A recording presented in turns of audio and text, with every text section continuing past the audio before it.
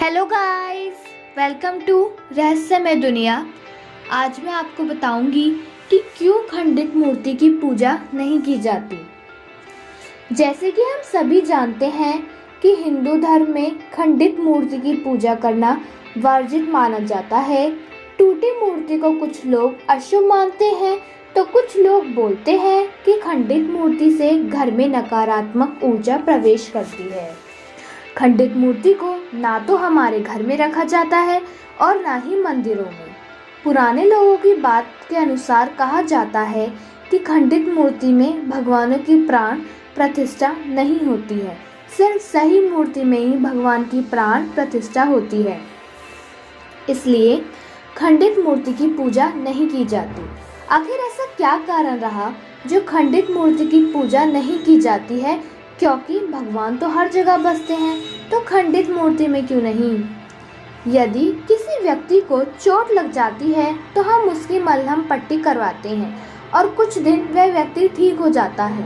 तो आखिर ऐसा क्या कारण है जिसकी वजह से ये सारी सृष्टि है उसकी मूर्ति को मात्र थोड़ा सा टूट जाने या खंडित हो जाने पर हम लोग उस मूर्ति को घर से बाहर कर देते हैं?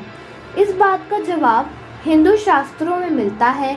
हिंदू शास्त्रों के अनुसार खंडित या टूटी मूर्ति घर से इसलिए हटा देनी चाहिए क्योंकि खंडित मूर्ति में ईश्वर कभी वास नहीं करते। ईश्वर उस मूर्ति को छोड़कर चले जाते हैं।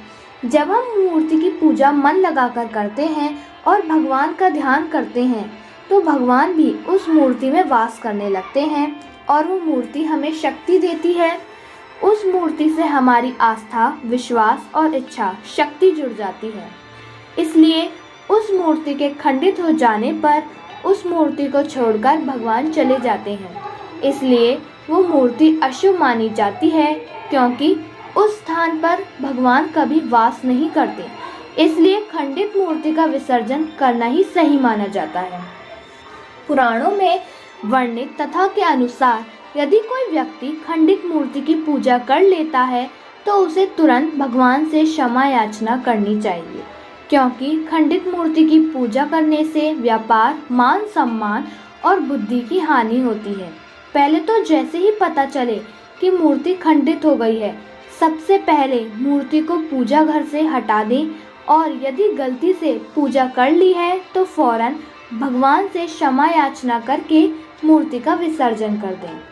यदि कोई भी तस्वीर या मूर्ति खंडित हो गई है तो सबसे पहले उस तस्वीर या मूर्ति को मंदिर से उठाने से पहले ईश्वर से हाथ जोड़कर इज्जत लें, तब उठाएं। अगर तस्वीर खंडित हो तो उसको जला दें और उसकी राख को पीपल के पेड़ में डाल दें। और यदि कोई मूर्ति खंडित हो तो उसे चलते हुए जल में यानी कि बहते हुए पानी में विसर्जित कर दें और उसके साथ में कुछ फूल भी लेकर प्रवाहित कर दें। इसका जवाब सभी के पास होगा कि यदि कोई मूर्ति टूट जाए तो वो खंडित हो जाती है, लेकिन यह अधूरा जवाब है, क्योंकि कोई भी मूर्ति अगर रंग भी छोड़ देती है तो भी वो मूर्ति खंडित है, क्योंकि जैसी मूर्ति लाई जाती है उस मूर्ति को वैसा ही होना चाहिए।